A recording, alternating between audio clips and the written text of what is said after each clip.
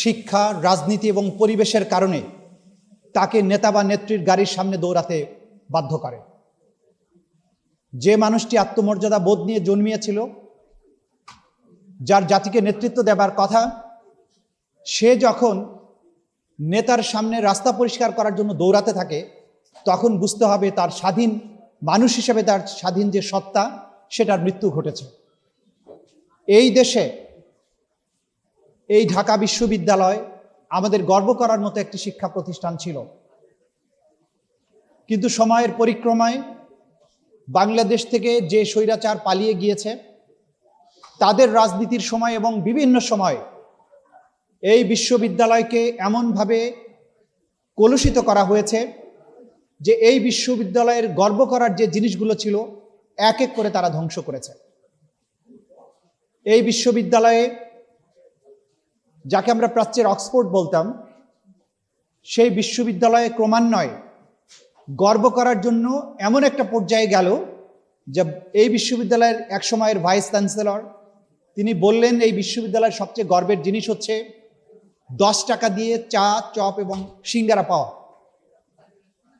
এইভাবে এই বিশ্ববিদ্যালয়ের বিভিন্ন প্রাঙ্গণ, বিভিন্ন কর্নার, আচ্ছা আপনারা যদি কথা বলেন তাহলে তো আমি কথা বলবো না, প্লিজ। আপনারা যদি না শুনেন তাহলে আমি কথা বলা বন্ধ করে চলে যাব। যতক্ষণ 5 মিনিট আছি একটু শোনেন প্লিজ।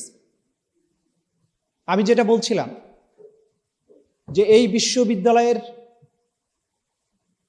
প্রতিভা, মেধা এবং যোগ্যতা নিয়ে একসময় যেমন গর্ব করা যেত, ঠিক তেমনি একটা পর্যায়ে কলুষিত রাজনীতির কারণে এই বিশ্ববিদ্যালয়ের বিভিন্ন কর্নার অপরাধীদের স্বর্গরাজ্যে পরিণত হয়েছিল বিগত স্বৈরশাসকের আমলে।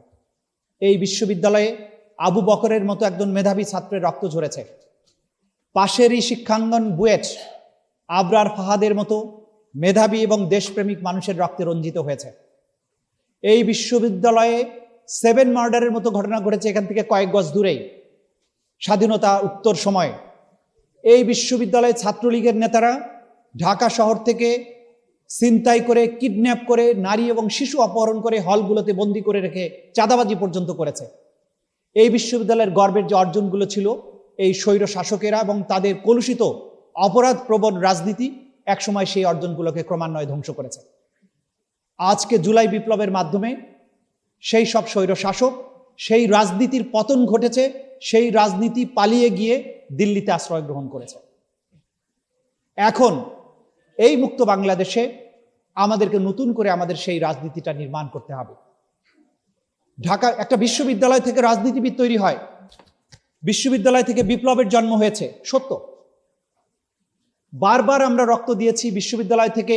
জুলাইয়ের অভ্যুত্থানের সময় আমরা দেখেছি কিভাবে আপনারা বেরিয়ে এসেছেন।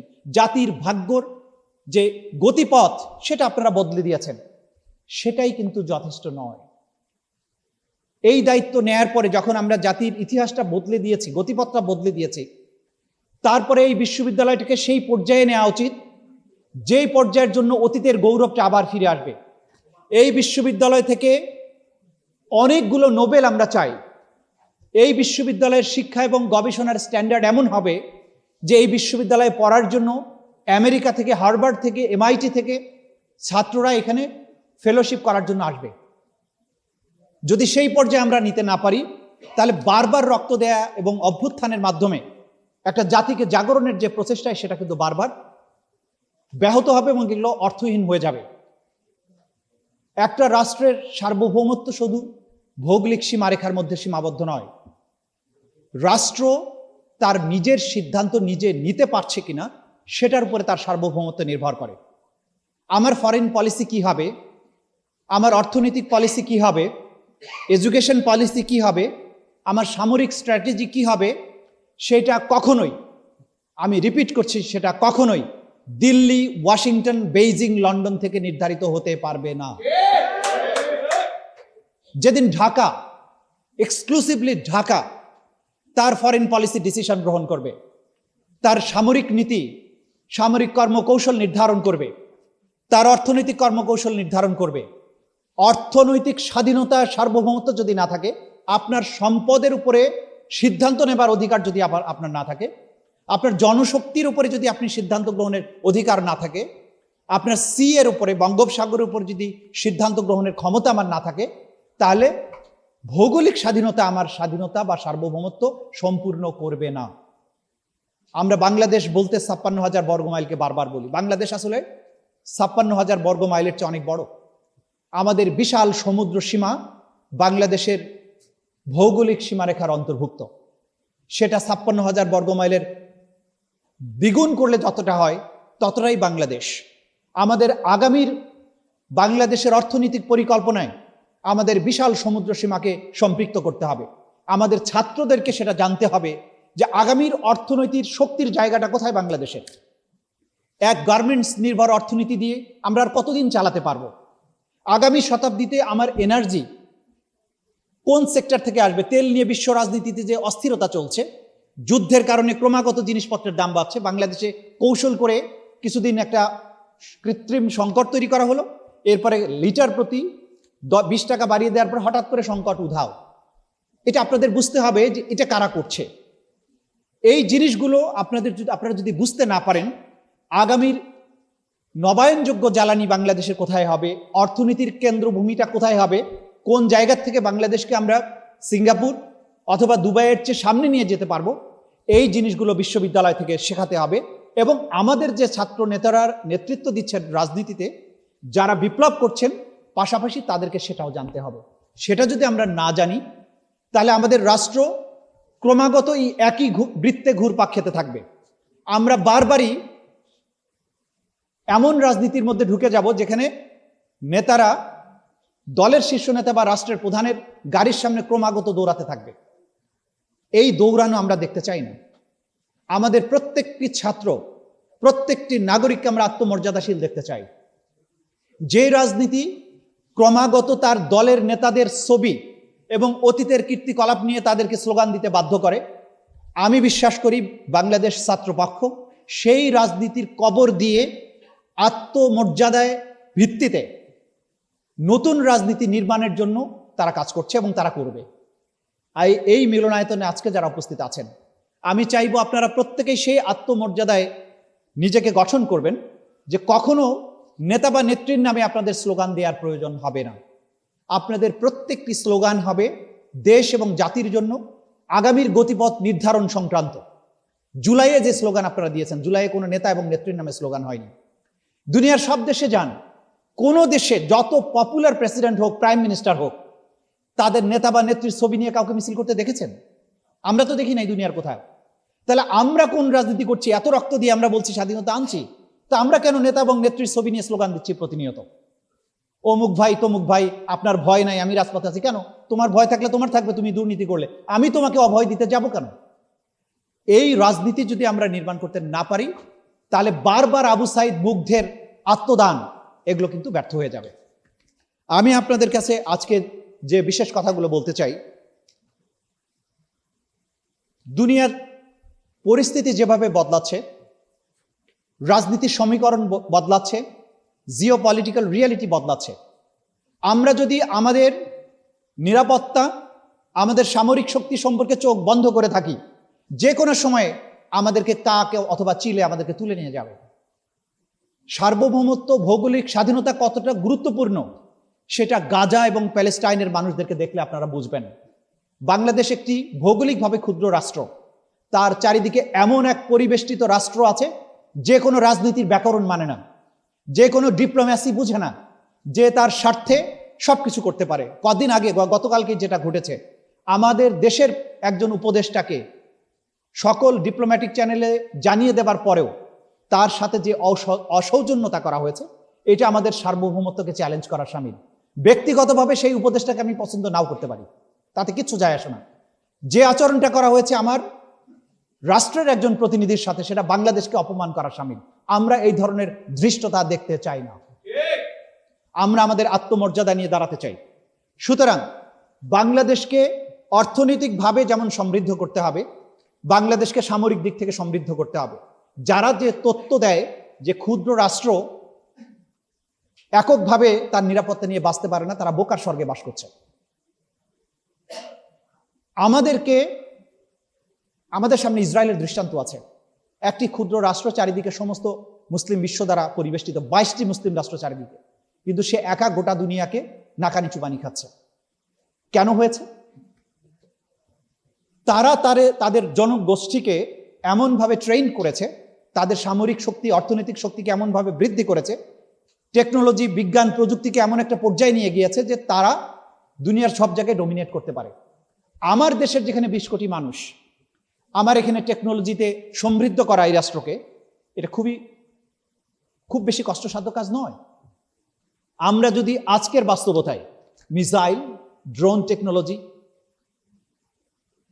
নতুন যে সামরিক বাস্তবতা আগামীর বিশ্বে, সেই বাস্তবতার আলোকে আমরা যদি আমাদের তরুণ প্রজন্ম, আমাদের বিশ্ববিদ্যালয়গুলো, আমাদের এডুকেশনাল ইনস্টিটিউশনসগুলো সেইভাবে তৈরি করতে পারি যে আমরা এখান থেকে প্রতি বছর বিশ্ববিদ্যালয় থেকে কেন নতুন গবেষণার জিনিসপত্র বের হয় না কেন? কারণ বিশ্ববিদ্যালয়গুলোর জন্য আমাদের কোনো বাজেট নেই, গবেষণার জন্য বাজেট নেই। কোনো রকমে 4 বছরের কোর্স 7-8 বছরে শেষ করে একটা চাকরির জন্য আমরা দৌড়াচ্ছি। এইরকম সার্টিফিকেট নির্ভর একদল বেকার তৈরি করা শিক্ষা ব্যবস্থা আমরা দেখতে চাই না। আমাদের ছাত্র রাজনীতি, আমাদের ছাত্রদেরকে এই ভাবনাগুলো মাথায় নিয়ে বড় হতে হবে যে আমরা এই সিস্টেমগুলোর বদলাতে চাই। আমরা যেমন রক্ত দিয়ে হাসিনার মতো একটা নিষ্ঠুর স্বৈরশাসক, রক্ত পিপাসু পিশাচকে তাড়িয়ে দিয়েছি, সেটা একটা বড় কাজ হয়েছে, কিন্তু তার চেয়েও আরো বড় কাজগুলো হচ্ছে আমরা আমাদের সমস্ত সেক্টরগুলো থেকে এই ধরনের পরনির্ভরশীলতার ভূত যদি তাড়াতে পারি, আমরা যদি নিজের শক্তিতে বাংলাদেশকে জ্বলে উঠতে সাহায্য করতে পারি, তাহলে কখনো এই ধরনের স্বৈরশাসক আবার মাথাচাড়া দিতে পারবে না। অথবা দিল্লি বাংলাদেশে এসে খবরদারি করতে সাহস পাবে না, অথবা আমার নিরাপত্তার জন্য একের পর এক পরাশক্তির পেছনে আমাকে দৌড়াতে হবে না। আমি আত্মমর্যাদা নিয়ে বাংলাদেশে বাস করতে পারবো। আমাকে আমার দিকে চোখ রাঙানি দেবার আগে 10 বার যেন অন্য রাষ্ট্রকে ভাবতে হয় বাংলাদেশকে তেমন একটি রাষ্ট্রের পর্যায়ে নিতে হবে। যদি সেই পর্যায়ে নিতে না পারি, পরিণতি কি? পরিণতি হচ্ছে আমাদের বোন ফেলানির লাশ কাঁটাতারে ঝুলে থাকা। বাংলাদেশে প্রতিনিয়ত বর্ডার কিলিং হচ্ছে। বাংলাদেশ 17 বছর কোনো কথাই বলেনি, এখন মোটামুটি চোখে চোখ রেখে কথা বলতে পারছে। কিন্তু আমাদের সক্ষমতার লেভেলকে এই পর্যায়ে নিতে হবে, সীমান্তের দিকে বন্দুক তাক করার আগে সে যেন নিজের নিরাপত্তা নিয়ে ভাবে, এমন একটি বাংলাদেশ আমাদেরকে করতে হবে। আজকের এই মিলনায়তনে আপনারা যারা উপস্থিত আছেন, তাদের উদ্দেশ্যে আমার শেষ কথা হচ্ছে, এক অবিস্মরণীয় বিপ্লবের জন্ম দিয়েছিলেন আপনারা। সেই বিপ্লবের মধ্য দিয়ে বাংলাদেশ একটি নতুন স্বপ্ন বিনির্মাণের জন্য কাজ শুরু করেছিল। দুর্ভাগ্যজনকভাবে সেই স্বপ্নগুলো ক্রমাগত ফিকে হতে শুরু করেছে। যে জুলাই চার্টার, যে জুলাই সনদের মাধ্যমে আমাদের রাষ্ট্র কাঠামোর পরিবর্তনের কথা ছিল, আমাদের স্বপ্নগুলোকে নতুন করে নির্মাণের কথা ছিল, পরিবারতান্ত্রিক রাজনীতির বাইরে যাবার কথা ছিল, তোষামোদের রাজনীতির বাইরে যাবার কথা ছিল, বৈষম্যহীন সমাজ ব্যবস্থার কথা ছিল, আমরা কি সেটা অর্জন করতে পেরেছি? এক কথায় জবাব হচ্ছে সেটা পারিনি। সেটা অর্জনের পথে কি আমরা আছি? দৃশ্যত আমরা এখনো সেই পথে নাই। যে জুলাই চার্টার বাংলাদেশের সকল রাজনৈতিক দল মিলে স্বাক্ষর করেছিল, যে জুলাই চার্টারের পেছনে সমস্ত বাংলাদেশের মানুষের সমর্থন ছিল, গণভোটের মাধ্যমে যে জুলাই চার্টারকে সমর্থন করা হয়েছিল, সেই জুলাই চার্টার 4 মাস হয়ে গেল, বাস্তবায়ন শুরু হলো না।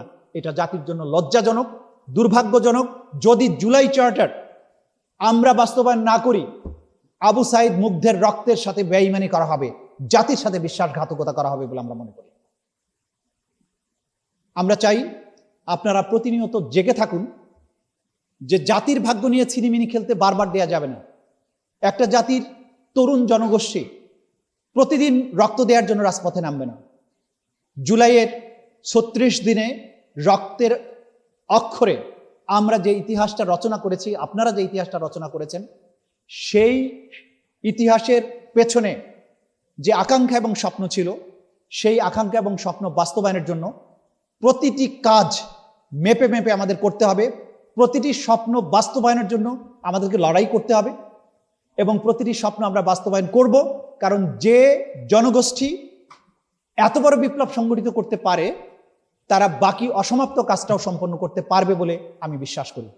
আজকে বাংলাদেশ ছাত্র পক্ষের এই তৃতীয় প্রতিষ্ঠাবার্ষিকীতে তাদেরকে অভিনন্দন জানিয়ে আগামীর বাংলাদেশে একটা ইতিবাচক পরিবর্তন, শুধু রাজনীতিতে নয় সকল ক্ষেত্রে একটা ইতিবাচক পরিবর্তন দেখার স্বপ্ন আপনাদের কাছে প্রকাশ করে আপনাদের সবাইকে শুভেচ্ছা জানিয়ে আমার বক্তব্য এখানে শেষ করছি। খোদা হাফেজ। বাংলাদেশ জিন্দাবাদ।